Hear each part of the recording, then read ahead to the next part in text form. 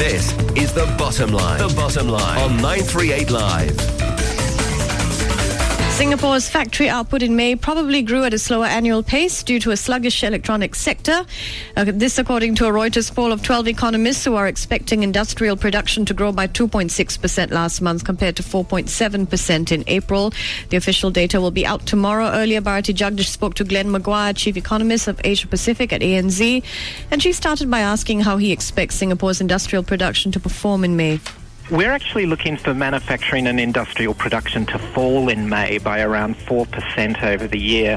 And the key reason for that is uneven demand coming both from the region and also from the US and Europe. The pharmaceutical sector remains a key risk, but the way the risks stack up for us, we think industrial production is looking soft for the month. Let's talk about the electronics sector specifically. What's your outlook? Look, the electronics sector is likely to be improving, and Singapore is a little bit different from the rest of Asia in that its electronics sector is more aligned with business electronics rather than consumer electronics. And I think with Japan, the US and Europe all likely to record positive growth this year, we should be seeing a pickup in business electronics demand. So that could be one area where there's a little bit of strength coming through in the report. Let's talk about the CPI. The Consumer Price Index came in at 2.7% for May. That's above the official full-year forecast of 1.5 to 2.5%. How would you read this? Look, I mean, when inflation is above target, it's obviously a little bit of a concern. But I think for Singapore, it's important to remember the price gains are very narrowly focused. COE gains are very, very strong. That's driving the prices, as are rental increases. And outside of that, prices do seem to be quite well behaved. So I wouldn't be reading too much into it, but definitely COE and rents are putting upward pressure on prices. Now, Glenn, elsewhere, HSBC's initial estimate for China's Purchasing Managers Index crossed into expansion territory in June, while Japan's PMI for this month also pointed to growth. To what extent are these signs of global recovery in manufacturing demand? I definitely think manufacturing demand is picking up as we move into the second half of the year.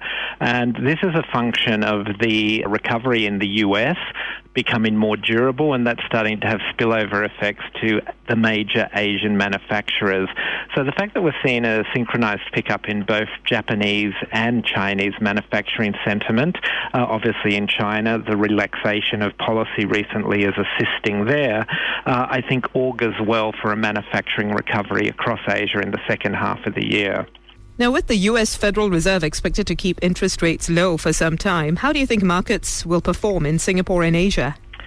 I think this continued to perform positively, and obviously with the US Fed keeping interest rates low, that's supporting ample liquidity in the global economy and is supporting equity markets and financial markets around the world.